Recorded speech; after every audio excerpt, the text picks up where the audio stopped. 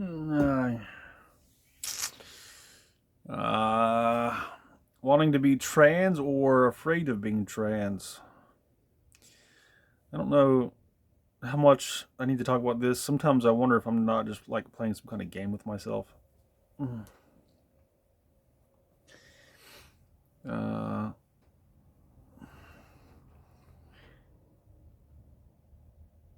I would say that if there's any kind of natural inclination that I have, it is to see myself as a man. Right. This is the uh,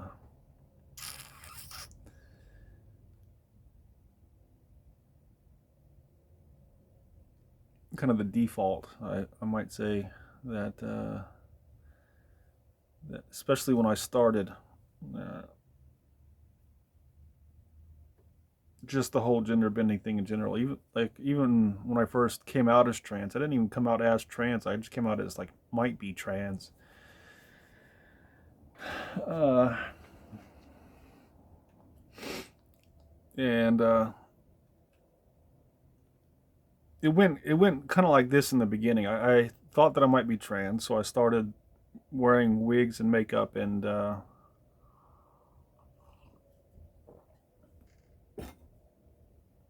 women's clothing and that sort of thing. And what happened was that I started to like myself better as a man when I saw myself, like, just in men's clothing, or like sometimes if we're making a video and maybe I didn't really look like a woman in the video, even if I was wearing a wig. Maybe I just looked at myself and just saw myself as a man with a wig on, but there was still this kind of like appreciation, this newfound appreciation for myself, and kind of as a man, right? And so, of course, what happened was I started the question: Am I really trans, or uh, some other? Is there some other option? Of course, the two competing ideas are that I am trans, and then the other one is that I am just a man. And what the kind of the benefit that I've gotten from the gender bending thing is what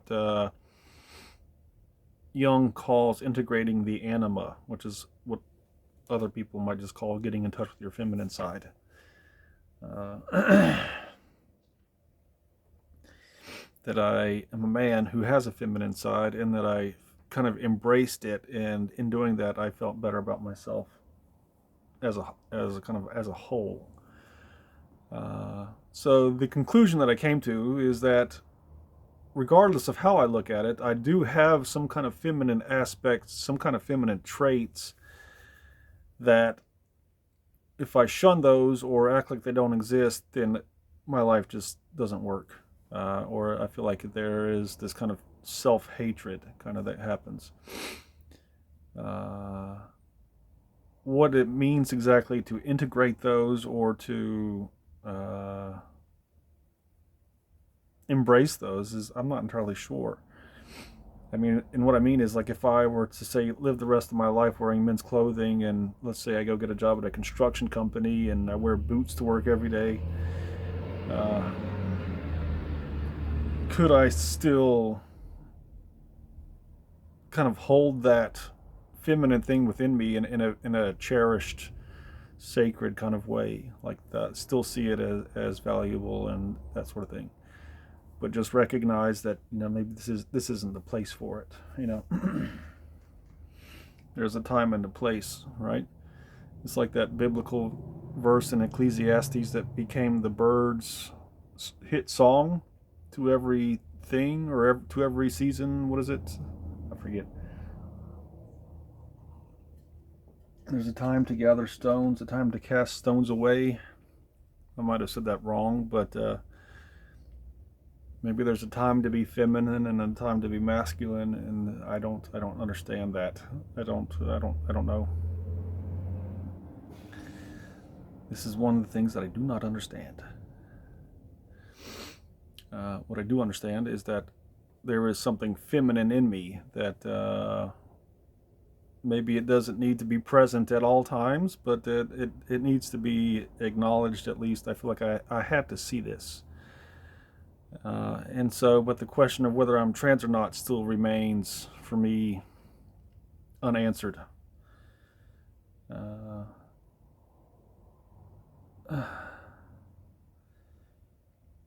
and so, of course, the question of why would I need to answer that, I think, is important. But for one, I don't necessarily need a label, right? I don't necessarily need to say, well, trans is who I am, because first of all, trans is not who I am. Even if I am trans, that's not who I am, right? Uh,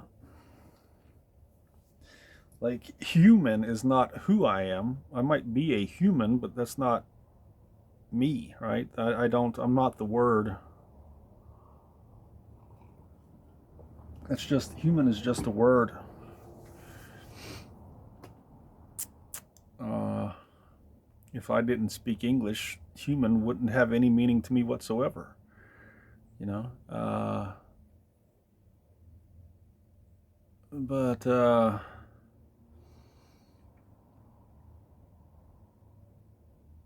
I do still have this sense of kind of, I haven't found myself yet. I still have this sense of being the tree without a root, the home without a foundation. Uh, the sense that I have to keep digging uh, for the real me, the whatever you want to call it, the part of me that is buried somewhere inside me is buried a treasure chest.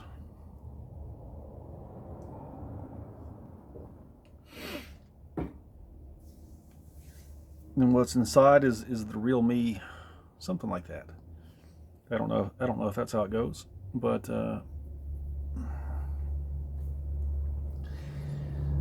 I feel like I haven't found it yet, and part of that is just because of, you know, like, I see myself as a man one minute and a woman the next, and maybe that's just the way it is. Sometimes it's not about what I want; it's just kind of what I see.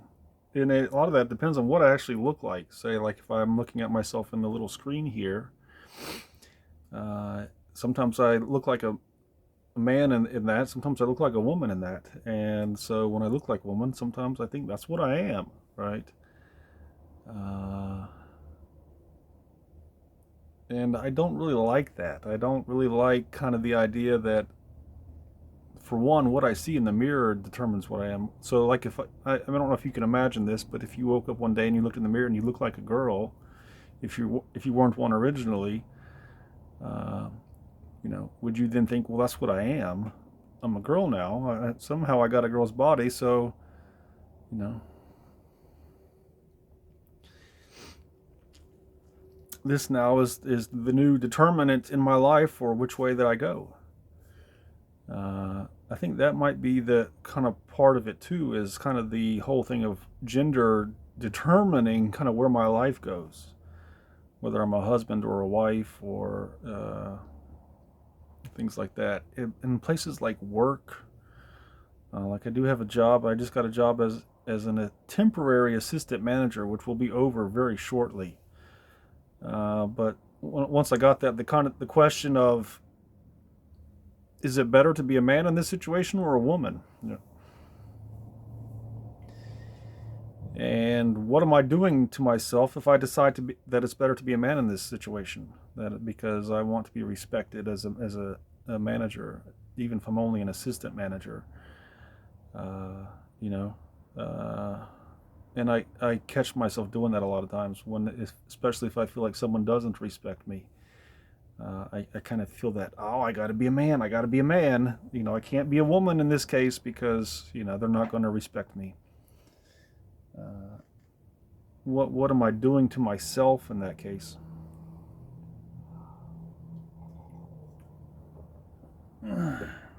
Am I telling myself that I'm not respectable? What am I saying?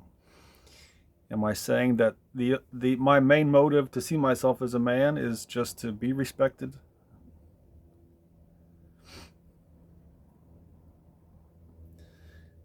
It does seem a lot of times that that is the case. That my main I do scrutinize my own motives, whether it's a motive to be seen as a man, or a motive to be seen as trans, or just to see myself as trans. Uh,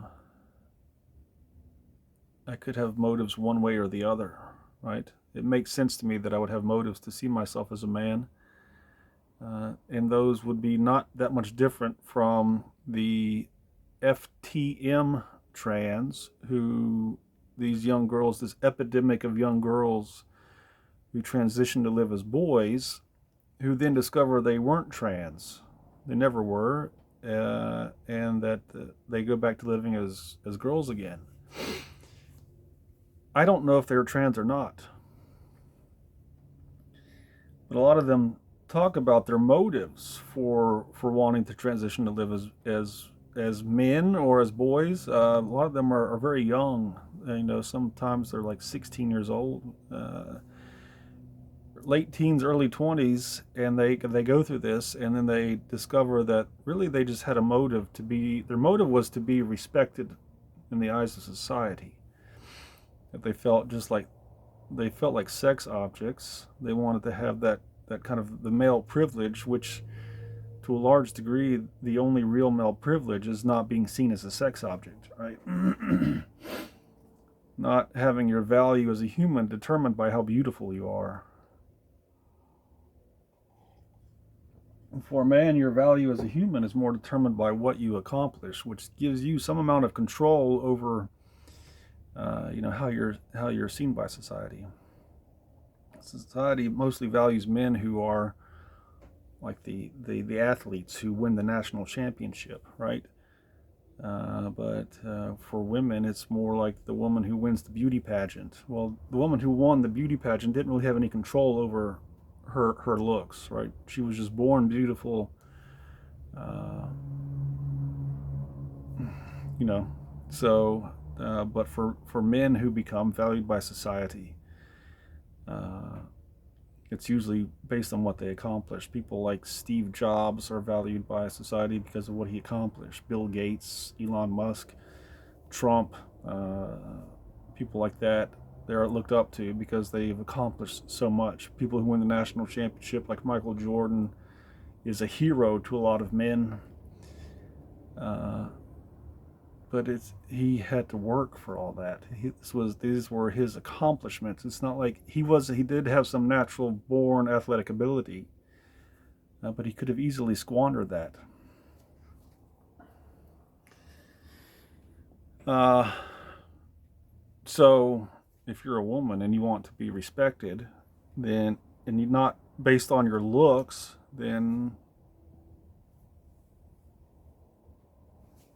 being a man is seems like a good choice. Of course, what they realized is that it's better to be your real self than to be respected for something that you're not.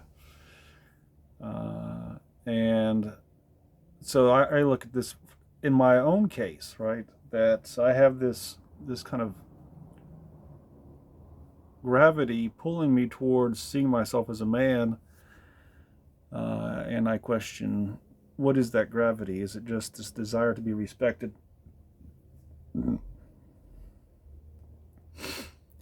Uh, because there are times when if I put on a wig and makeup, and a lot of times when I see myself as a girl, I see someone who, to me, just appears totally vulnerable and helpless, almost like a little baby.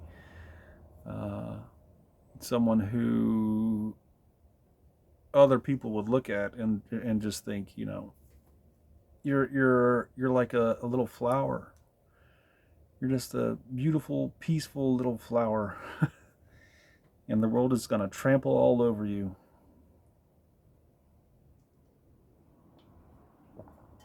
And yeah. So I see that as kind of a lot of times when I kind of like wake up and I'm in man mode again in my head, like I'm seeing myself as a man, because it happens a lot of times that way, where I have mentioned this before. I am repeating myself. I don't know if how many I do talk about. I do say things in a lot of videos and then never upload them, so I'm not sure what I've said and what I haven't. I know I've said this in videos before though. That I say I get off of work, at night, and I come home and I put on a wig and makeup, and I sit down and I get into feminine mode. Maybe I'm looking at porn or something, and I'm looking at the woman and I'm imagining myself as her, and I get into this heightened sexual uh, sexual arousal state, and it becomes obvious to me that feeling feminine is part of my sexual arousal, and I become convinced that I'm trans, and I really enjoy seeing myself as a woman, and then I orgasm, ejaculate, go to sleep, and wake up the next day and I'm back to seeing myself as a man again. And it could be sometimes just because maybe I had a dream, and in the dream I was a man, right? Or maybe it's just habit. It's just kind of ingrained in my head, like having gone to sleep. Maybe the whole thing of seeing myself as a woman just kind of drifted off with the rest of me while I was asleep, and then when I woke up, I was kind of back in the habitual mind state. I don't know. But it does happen, and so when it does happen, I'm like, what? Is it just habitual? Is it who I am? You know, I think sometimes maybe I am just a man who also has this feminine side, right? Uh,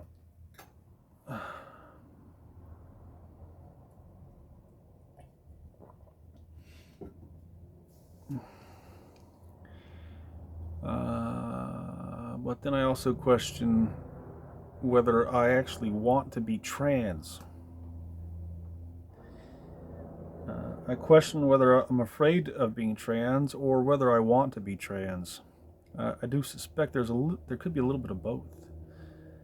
Why I would be afraid of being trans to me seems obvious, right? I don't know if I even need to explain that one.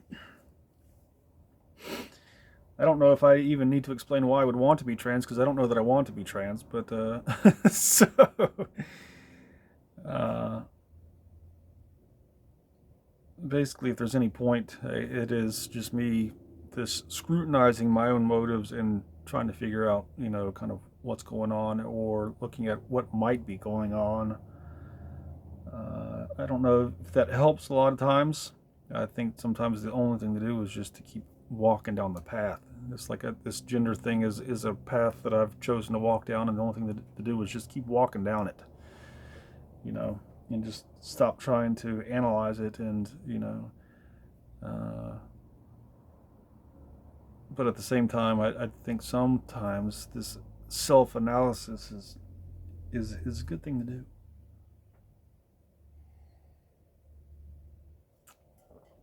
I have to start getting ready for work. Uh,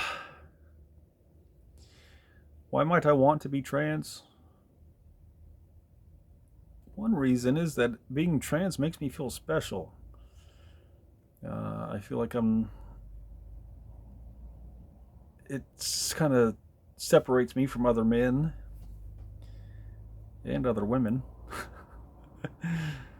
uh, it kind of, you know, relieves me of kind of the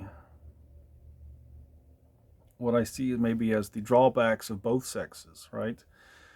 Like I see both sexes as having their kind of their pros and their cons, and so being trans is a way of kind of having my cake and eating it too, right? Like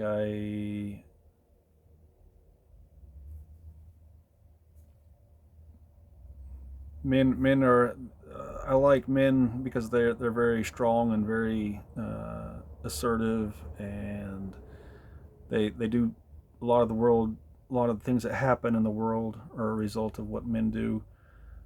They are kind of a lot of times the movers, people who get things done. But also at the same time, they tend to lack compassion and sympathy and things like that that tend to be more the things that make women uh, attractive, right? Or admirable. Uh, Sometimes if I see a beautiful woman and I see kind of how she's almost like a lubricant for the world in a way that she kind of makes things smoother and not so rough and coarse, and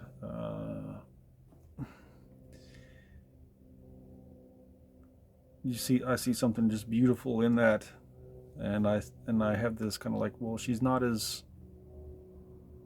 doesn't have the weight, she's not the wrecking ball, right? She's not going to destroy any buildings or uh, uh, that sort of thing, but she does make the room much nicer to be in. And I don't mean like she decorates it, but I think just her presence, just in a way, kind of changes the entire uh, mental atmosphere. Uh, so I see good sides of both. I see bad sides of both, and I guess in a way, trans is a way of kind of having the best of both worlds. In a way, yeah.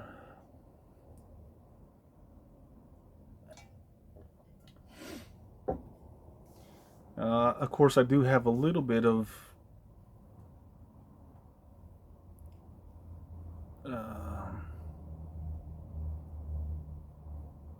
of a poor opinion of men a lot of times, and there are times when I think about, like, especially being with a woman,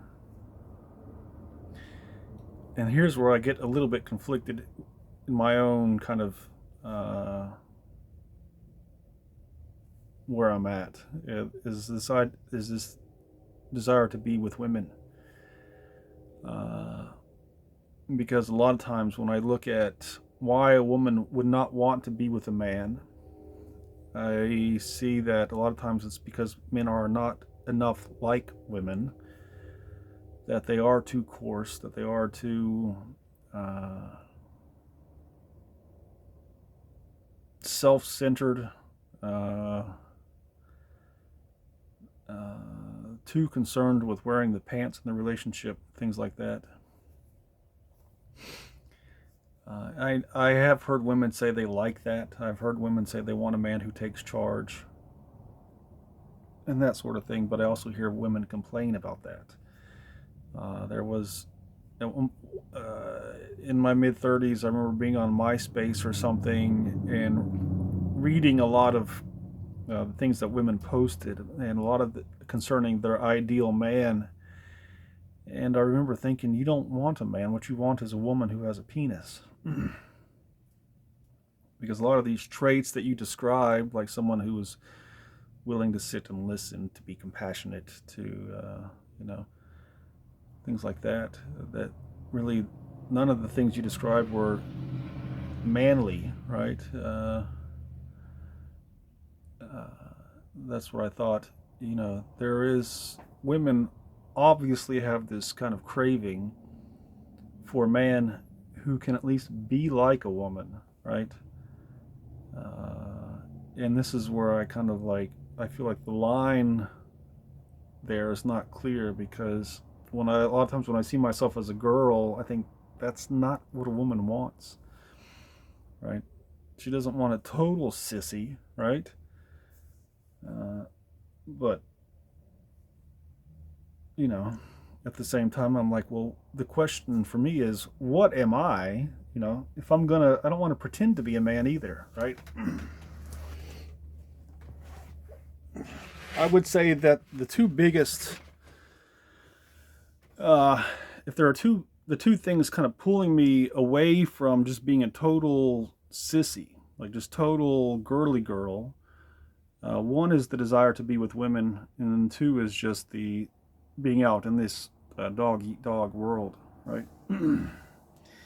If I lived in a temple full of angels, right, who are like just, you know, all they wanted is to see me attain my divine nature, whatever you want to call it, and they were totally harmless, and they were just like, all we want to do is kiss you and caress you, and we don't want to hurt you in any way.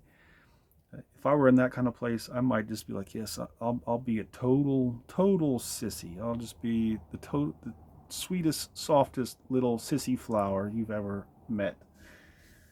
Uh, but when I have to go to work and deal with customers or coworkers or other chain of command types who are insecure and feel the need to show me they're the boss, uh, that's where I'm like, yeah, no, I don't want to be a girl at all. So,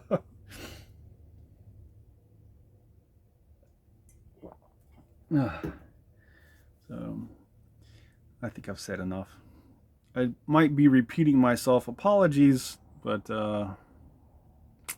goodbye.